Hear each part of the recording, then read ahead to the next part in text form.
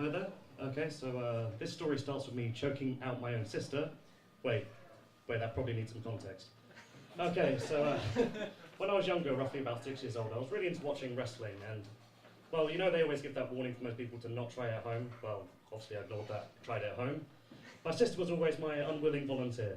And you know when you'd accidentally hurt your sibling and then frantically apologise over and over and beg for them not to tell your parents? Yeah, that happened a lot. Don't feel sorry for her though, she was a bit of a prick.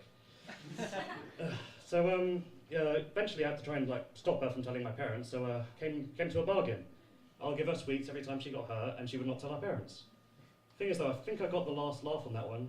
She kind of ended up with diabetes. Anyway, one day I did get caught. My parents walked in and I was trying out a new chokehold. They were not impressed, let's just say that. Now the beratement my dad gave me was way too long to go through here, so I'll give you some of the highlights. He started off strong with, Tyler, I don't know what you have, but whatever it is, it has to be hard to pronounce. He then followed that up strongly with, I'm going to smack the extra chromosome out of you. And he ended very, very strongly with a sigh, turned to walk away, and just said to himself, after years of waiting for children, of course I ended up with you. So I got sent to bed early that night. And the problem with that is I wake up early, in the middle of the night, about 4 AM. Thing is, when you wake up in the middle of the night as a child, your kind of mind goes crazy and you freak yourself out. For me, it was always my dressing gown.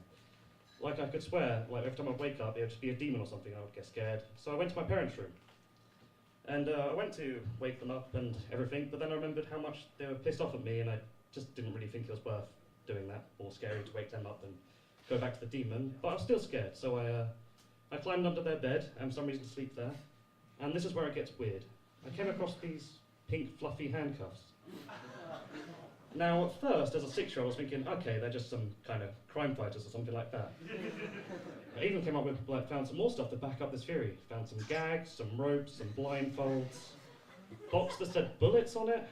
I think I saw a box of flashlights too, but I didn't check them out at least. So now, I start thinking my parents are some serious crime-fighting heroes or something like that. So, needless to say, I sorted my act out completely.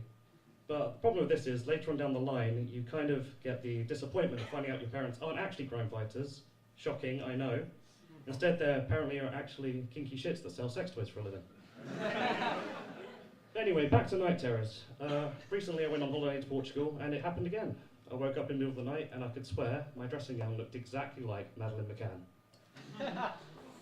Now, it freaked me out so much that I just had to get rid of her. So I did the only logical thing. I went to the coffee shop for half hour, came back, and gone. Nowhere to be found.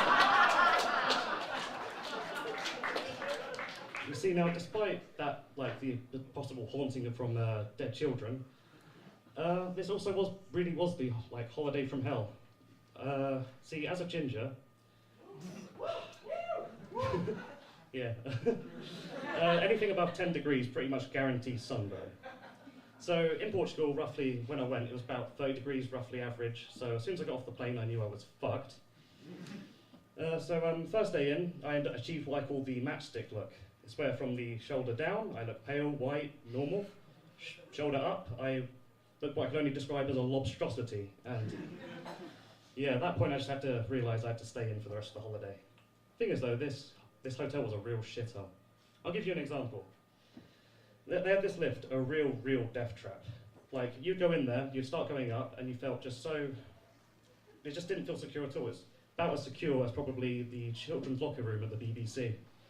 I mean, the health and safety regulations were probably the equivalent to that of a suicide attempt. Which is why I went on it daily, almost hourly. Yeah, thank you. That's been